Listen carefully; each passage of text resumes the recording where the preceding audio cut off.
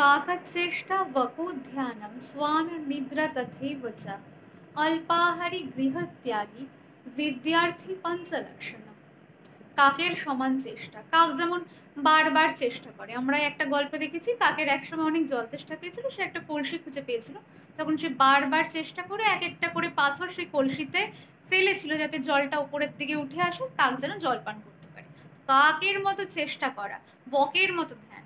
বক যেরকম ধ্যান পূর্বক মাছ মাছ শিকার করে, মাছ ধরে, যেরকম বক এক পায়ে দাঁড়িয়ে থেকে ফুল কনসেন্ট্রেশনের সাথে হঠাৎ করে একটা মাছ ধরে খেয়ে নেয়। বকত চেষ্টা। সোয়ান আর নিদ্রা, সোয়ান মানে কুকুর, সোয়ানের মতো মানে কুকুরের মতো নিদ্রা। কুকুর রাত্রিবেলা জেগে থাকে, দিনের বেলা তো খুব অল্প স্বল্প ঘুমাতে দেখি, বাট কুকুর খুব কম ঘুমায়। সোয়ান আর নিদ্রা, বিদ্যার্থী অত ঘুমালে হবে না।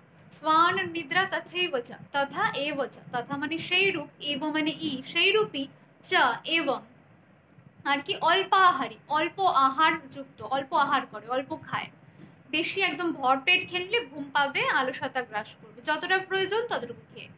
অল্প অল্পাহারী গৃহত্যাগী, গৃহ মানে ঘর, ত্যাগী ঘর ত্যাগ করে। আগেকার দিনে তো গুরুকুলে পড়াশোনা হতো, একটা অনেক জীবনের একটা অনেক বছর সময় গুরুর বাড়িতে কাটাতো বিদ্যার্থীরা।